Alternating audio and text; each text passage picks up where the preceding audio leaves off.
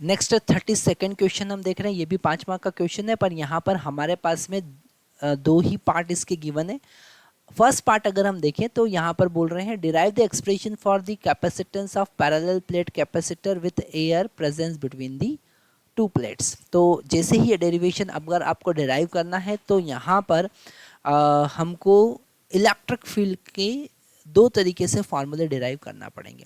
ठीक है, हम यहाँ पर सबसे पहले डायग्राम ड्रॉ करेंगे, है ना। तो यहाँ पर हमारे पास में दो पैरेलल प्लेट है, ओके, और इन दोनों पैरेलल प्लेट के ऊपर एक के ऊपर पॉजिटिव चार्ज, क्योंकि हमने बैटरी से कनेक्ट किया है तो पॉजिटिव टर्मिनल को जिससे कनेक्ट करेंगे, यहाँ पर हमने इस प्लेट को पॉजिटिव टर्मिनल से कनेक्ट किया है, तो यहाँ पर इसकी इनर फेज जो होगी वो पॉजिटिवली चार्ज हो जाएगी और यहाँ पर इसकी जो इनर फेज होगी वो नेगेटिवली चार्ज हो जाएगी। तो यहाँ पर सबसे पहले हमको सिग्मा प्लस और माइनस सिग्मा इस पर सरफेस चार्ज डेंसिटी कंसिडर करना पड़ेगा। तो सबसे पहले सिग्मा क्या है, सरफेस चार्ज डेंसिटी, क्या, सरफेस चार्ज डेंसिटी। अब ये सिग्मा क्या होता है, ये सिग्मा होता है, sigma is equal to Q divided by A. यहाँ पर अगर क्यू चार्ज डिस्ट्रीब्यूटेड है divided by area of cross section of plate, so it is Q by A, okay. और अगर हम गॉस लॉ का एप्लीकेशन देखें, है ना, क्योंकि इन दोनों प्लेट के बीच का डिस्टेंस बहुत कम है तो हम इसको as a infinite plate consider कर सकते हैं। हम ये पॉइंट यहाँ पर जरूर लिखेंगे, since distance between plate, distance between plates is very small, very small, ठीक है। तो electric field due to positive is equal to sigma divided by 2 epsilon naught and electric field due to negative is again sigma divided by 2 epsilon naught. अगर हम यहाँ पर electric field की direction देखें तो पॉजिटिव इलेक्ट्रिक फील्ड जो होगी वो पॉजिटिव से नेगेटिव होगी, this is direction of positive electric field due to positive charge, और ये डायरेक्शन है electric field due to negative charge. Both are in same direction, so the net electric field can written as sigma divided by 2 epsilon naught plus sigma divided by 2 epsilon naught. Okay, हम क्या लिख सकते हैं, हम लिख सकते हैं electric field positive plus electric field negative. Why we are adding these two electric field? Because both will have the same direction. इन दोनों का डायरेक्शन यहाँ पर सेम होगा, इसलिए हम दोनों को ऐड कर देंगे तो net electric field sigma divided by 2 epsilon not plus sigma divided by 2 epsilon not होगा। मतलब कि यहाँ पर जो नेट इलेक्ट्रिक फील्ड होगी वो होगी सिग्मा बाय एप्सिलॉन नॉट, दोनों को ऐड करेंगे ना, और सिग्मा का वैल्यू क्या है, क्यू बाय ए, तो Q divided by epsilon not a. This is the expression for the electric field in terms of charge. और हमको यहाँ पर पोटेंशियल का कॉन्सेप्ट पता है, ठीक है, हमको यहाँ पर पोटेंशियल का कॉन्सेप्ट पता है, potential V is equal to, है ना, अगर हम बात करें इलेक्ट्रिक फील्ड की तो पोटेंशियल के टर्म में हम लिख सकते हैं V divided by D, okay. अगर यहाँ पर V पोटेंशियल हमने लगाया है और D डिस्टेंस है दोनों के बीच का डिस्टेंस कितना है D, तो E is equal to V by D. अब ये दोनों एक दूसरे को कॉन्ट्रडिक्ट कर रहे हैं, इक्वेशन 1 और इक्वेशन 2 को हम इक्वेट कर सकते हैं, तो V by D is equal to Q divided by epsilon not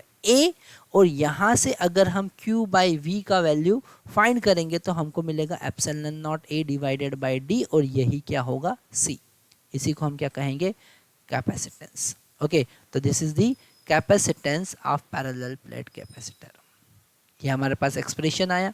तो जब कभी आपके पास में इस टाइप का न्यूमेरिकल आता है कि derive the expression for the parallel plate capacitor, तो आपके माइंड में हमेशा एक सबसे पहले कॉन्सेप्ट आना चाहिए कि हमको दो इलेक्ट्रिक फील्ड को इक्वेट करना है, एक हमको Q के टर्म में होना चाहिए और एक V के टर्म में होना चाहिए।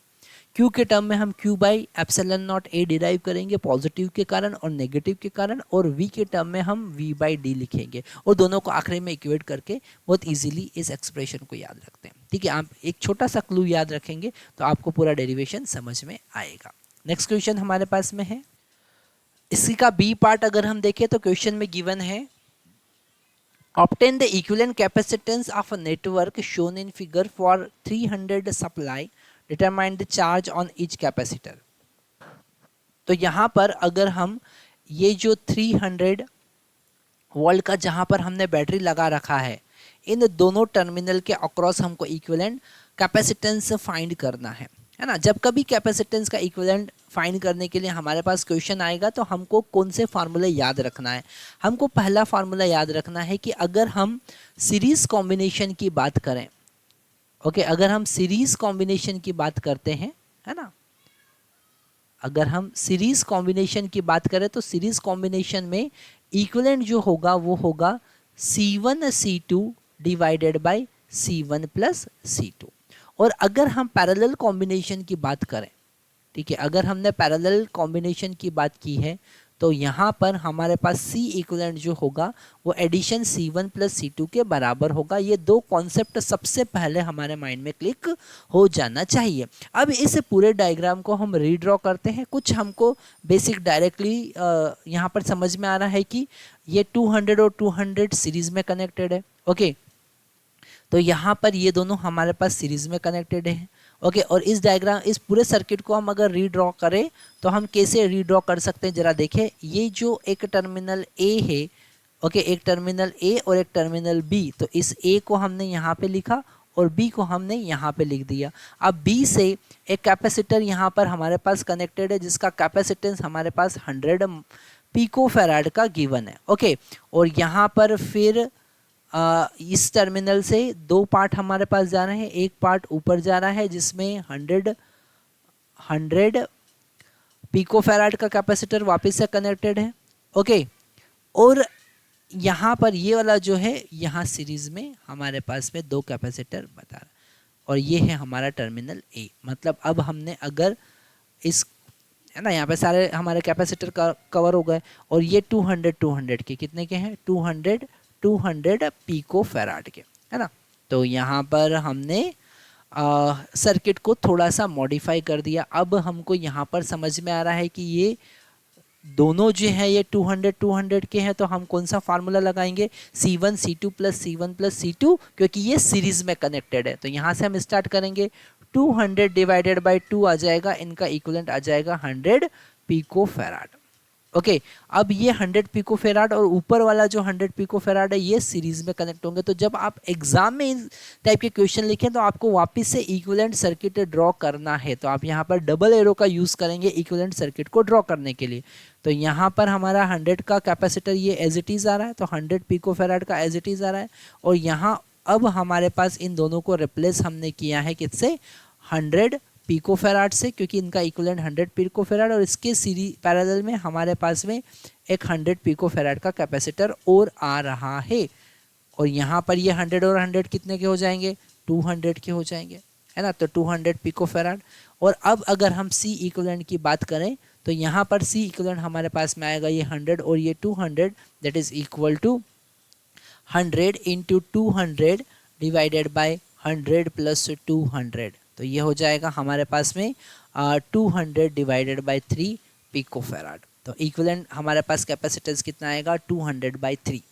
ये सबसे पहला हमने पार्ट सॉल्व किया। यहाँ पर उन्होंने कहा है कि चार्ज ऑन ईच कैपेसिटर, हर एक कैपेसिटर में आपको चार्ज भी फाइंड करना है। तो यहाँ पर बहुत इजीली हम चार्ज फाइंड कर सकते हैं अगर आप इस सर्किट डायग्राम को ध्यान से समझ लेते हैं। तो चार्ज कैसे फाइंड करेंगे, जैसे अगर हम टोटल चार्ज Q की बात करें तो Q equal to C equivalent into V होगा। मतलब Q is equal to 200 divided by 3 into 300 होगा, है ना। तो यहाँ से ये कैंसिल हो जाएगा।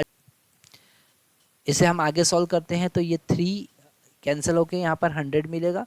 मतलब कि हमारे पास में 20 इंटू 10⁻³ पिकोफैराड, मतलब कि 20 नैनो पिकोकुलम, मतलब 20 नैनो कुलम चार्ज बैटरी से डिलीवर होगा। तो अगर ये कैपेसिटर C4 की बात करें तो इसमें चार्ज कितना होगा, अगर हम C4 की बात करें तो उसमें चार्ज, यहाँ पर अगर हम C4 की बात करें, है ना, तो उसमें जो Q4 स्टोर होगा वो 20 नैनो कुलम ही होगा, क्योंकि पूरा का पूरा चार्ज उसमें जा रहा है। फिर चार्ज यहाँ 2 पार्ट में डिवाइड हो जाएगा, है ना। ऊपर वाले में C1 में इसका हाफ जाने वाला है, मतलब 10 नैनो कुलम में जाएगा। और इन दोनों में इक्वल चार्ज डिस्ट्रीब्यूट होगा। मतलब Q अगर हम 2 की बात करें तो Q2 जो होगा, हम यहाँ आगे लिख लेते हैं, Q2 जो होगा वो 10 नैनोकूलम होगा, और अगर Q3 की बात करें तो वो भी 10 नैनोकूलम होगा। सिंपल, यहाँ पर चार्ज दो पार्ट में डिवाइड हो रहा है, सिंपल सा कॉन्सेप्ट है। यहाँ पर चार्ज दो पार्ट में डिवाइड हो रहा है, ऊपर जाने वाला चार्ज जो होगा वो 10/2 मतलब 20/2 मतलब 10 नैनोकूलम होगा, और इधर जाने वाला चार्ज कितना होगा वो भी 10 नैनोकूलम होगा, क्योंकि दोनों इक्वल है, ऊपर भी 100 है और इनका कॉम्बिनेशन भी कितना आया 100, अभी हमने देखा दोनों इक्वल है, 10 10 में डिवाइड हो जाएगा और इन दोनों में भी उतना ही चार्ज सीरीज में एक जैसा जाएगा। तो यहाँ पर हमने दोनों सारे कैपेसिटर में कितना कितना चार्ज स्टोर होगा वो भी हमने कैलकुलेट किया।